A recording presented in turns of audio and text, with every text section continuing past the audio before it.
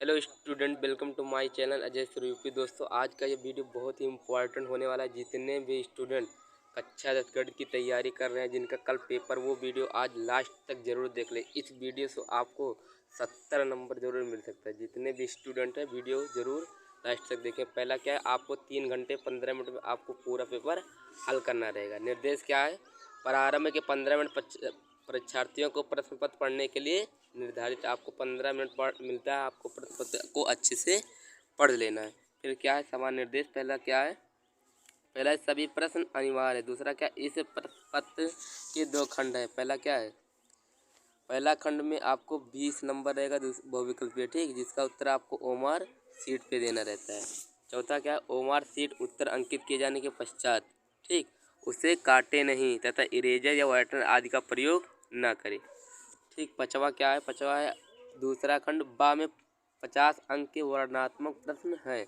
छठवा का, इस खंड में कुल 5 प्रश्न हैं। आप लोग बाकी पढ़ लीजिएगा। सीधा हम क्वेश्चन पे आते हैं। क्वेश्चन आपका पहला क्या है, पहला क्वेश्चन है, एक परिमेय संख्या का दशमलव प्रसार सदैव होता है। तो पहला ऑप्शन है आसान, दूसरा क्या है शांत, और तीसरा क्या है उपयुक्त दोनों, और चौथा का इनमें से कोई नहीं। तो आपका हो जाएगा शांत। आपका ऑप्शन नंबर दूसरा सही है। इसी तरह क्वेश्चन नंबर हम दूसरे पे आते हैं। दूसरा क्या है, एक शून्यतर परिमेय संख्या और एक अपरिमेय संख्या का गुणनफल होता है। तो आपका हो जाएगा पहला क्या है सदैव अपरिमेय संख्या, दूसरा क्या है सदैव परिमेय संख्या, तीसरा परिमेय या अपरिमेय संख्या, चौथा क्या एक। तो आपका हो जाएगा सदैव अपरिमेय संख्या। ठीक, इसी तरह क्वेश्चन नंबर तीसरा क्या है, रेखाएं यक्स बराबर 0 और 2x + 3y बराबर 12 का प्रतिच्छेद बिंदु है। ठीक, इसका क्या याद करना है, प्रतिच्छेद बिंदु। तो आपको x बराबर 0 मिल रहा है, ठीक, और x बराबर 0 समीकरण में रख दीजिएगा। वहाँ से x का मान आपको y का मान निकल के कितना आ जाएगा 4 आ जाएगा। तो आपका यही होगा 0,4, इसलिए आपका ऑप्शन ये दूसरा सही है। क्वेश्चन नंबर चौथा क्या है, चौथा क्वेश्चन नंबर है आपका, वह सबसे बड़ी संख्या जिसमें 70 और 125 को विभाजित करने पर क्रमशः शेषफल 5 और 8 प्राप्त होता है। तो दोस्तों, इसमें 70 और 125 में से 70 में से 5 घटा लीजिएगा और 125 में से 8, फिर इसका गुणनखंड कर दीजिएगा। गुणनखंड करने के बाद दोनों में जो कॉमन होगा वही आपका क्या हो जाएगा, उत्तर हो जाएगा, वही आपका उत्तर हो जाएगा। तो आप करिएगा, आपका ऑप्शन नंबर 13 सही होगा। इसका दोनों का कीजिएगा 13 आएगा। ठीक, इसलिए ऑप्शन नंबर आपका 13 ये सही हो जाएगा। इसी तरह क्वेश्चन नंबर 5वें पे आते हैं। 5वां क्वेश्चन नंबर क्या है, समीकरण 2x + ये y बराबर 1 तथा समीकरण 3x - 5y = 7 का कोई हल नहीं होगा यदि ये का मान है। तो इसमें पहला क्या है 3/10, दूसरा क्या है -3/10, तीसरा क्या है -10/3। ठीक, और ये कितना है 10/3 ये भी। तो आपका ऑप्शन नंबर तीसरा सही हो जाएगा, -10/3। इसी तरह क्वेश्चन नंबर 6वें पे कहते कह रहा है, छठवा क्या है, द्विघात समीकरण 2x² - 4x + 3 = 0 के बारे में निम्न कथनों पर विचार कीजिए। ठीक, पहला कथन क्या, दिए गए समीकरण विविक्ता 0 से कम है। दूसरा क्या, समीकरण के कोई मूल वास्तविक नहीं है। तीसरा क्या, समीकरण का विभक्तर 0 है। या डी कह रहा है समीकरण के मूल वास्तविक है।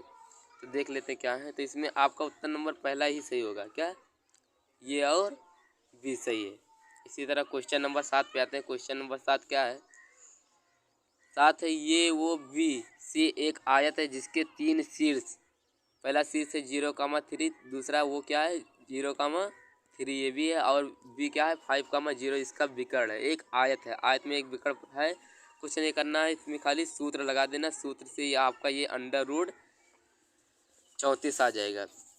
इसी तरह क्वेश्चन नंबर 8 पे आते हैं। क्वेश्चन नंबर 8 क्या है, यदि समीकरण x² + kx - के 5/4 = 0 का एक मूल 1/2, तो k का मान ज्ञात कीजिए। इसमें कुछ नहीं करना, यक्स बराबर आपको रख देना 1/2 रख देना, 1/2 रख दीजिएगा, आपका उत्तर निकल के 2 आ जाएगा। इसीलिए आपका ऑप्शन नंबर ये 2 सही हो जाएगा।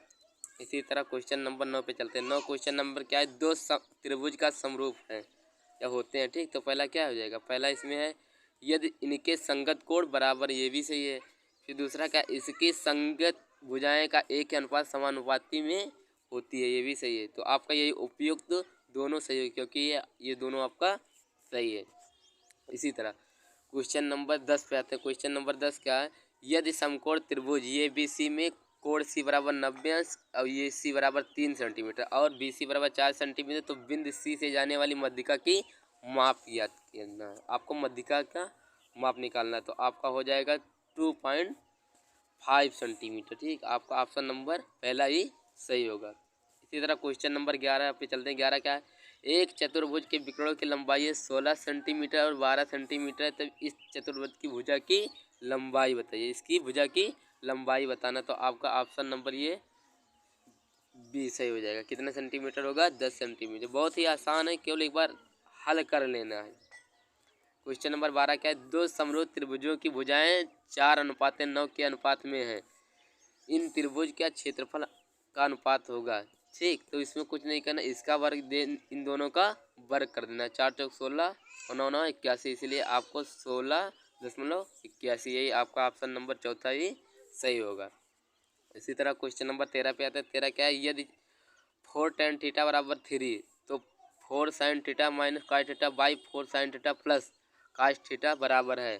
तो ये पहला क्या है 2/3, दूसरा क्या है 1/3, तीसरा क्या है 1/2, चौथा क्या है 3/4। तो ये आपका 1/2 ही सही होगा। बस इसको tan थीटा को इधर रखना है, ये 4 आपको 3 के नीचे आ जाएगा। बस हल कर लेना है एक बार, बस और कुछ नहीं करना इसमें। 14 नंबर इसी तरह है। 14 नंबर क्या है, साइन 75 अंश बटे कास 15 अंश का मान निकालना है। ठीक, मान तो इसका सदैव मान क्या होता है, 1 होता है। ठीक, इसका मान क्या होता है, 1 होता है, इसलिए ऑप्शन नंबर आपका बी सही हो जाएगा। इसी तरह क्वेश्चन नंबर 15 पे आते हैं। क्वेश्चन नंबर 15 का है, यदि वृत्त का परिमाप वर्ग के परिमाप के बराबर है, तो उनके क्षेत्रफल का अनुपात होगा। तो उनके क्षेत्रफल का अनुपात क्या होगा, उनके क्षेत्रफल का अनुपात हो जाएगा 14:11। आपका ऑप्शन नंबर बी सही हो जाएगा। ये पूरा सब सवाल हल है। दो गोलों के आयतन का अनुपात 64.27, तो उनके पृष्ठीय क्षेत्रफलों का अनुपात, पृष्ठीय क्षेत्रफलों का अनुपात ज्ञान सूत्र से आपको ये निकल आएगा। ठीक, तो क्या हो जाएगा, इसका हो जाएगा आपका 16:9। क्या हो जाएगा, 16:9, आपका यही सही होगा। इसी तरह क्वेश्चन नंबर 17 पे आते हैं। 17 क्वेश्चन नंबर क्या कह रहा है, एक से क्या कह रहा है, 1 से 10 तक की धनात्मक विषम संख्याओं का समांतर माध्य है 2 है, तीसरा 3 है, चौथा 4 है और फिर 5 है। तो इसमें आपका मान निकल के आएगा 2, क्योंकि 5 संख्याओं को जोड़ेगी तो ऊपर 25 आएगा। फिर यहाँ कर लेना, बस ऐसे हो जाएगा आपका। 18 नंबर क्या, माध्यिका को आलेखीय विधि द्वारा निम्न में से किसने प्राप्त किया जाता है। ठीक, तो आपका हो जाएगा तोरण, बस सीधा यही है।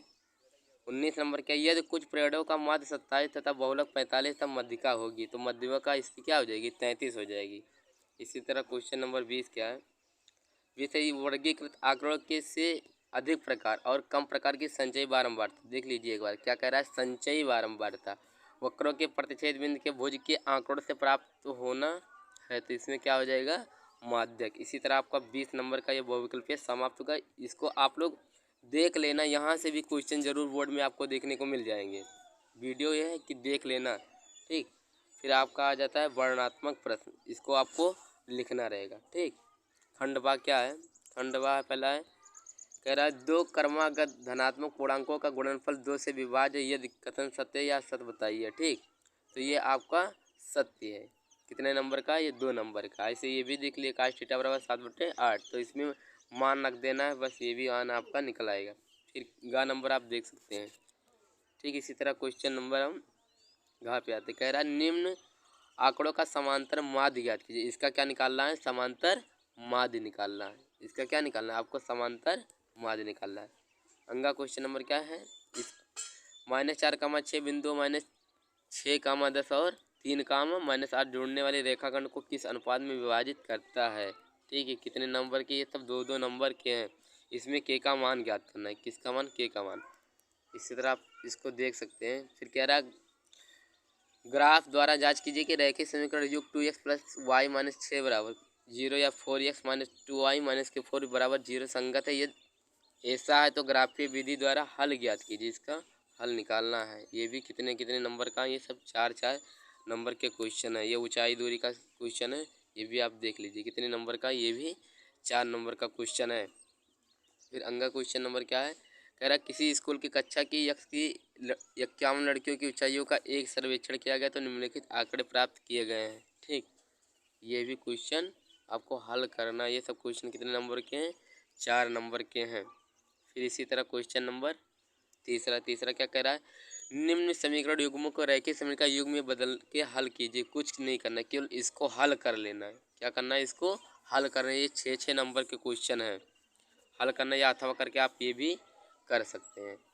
ठीक, इसी तरह क्वेश्चन नंबर चौथा क्या है, चौथा एक बहुमंजिल भवन के शिखर दोनों को क्रमशः 1 मीटर ऊंचे भवन, ये भी ऊंचाई दूरी का ही सवाल है। ये सब सवाल कितने कितने नंबर के, 6 नंबर के अथवा करके दे आप कुछ भी दोनों में से एक भी, चाहे ये कीजिए चाहे ये कीजिए।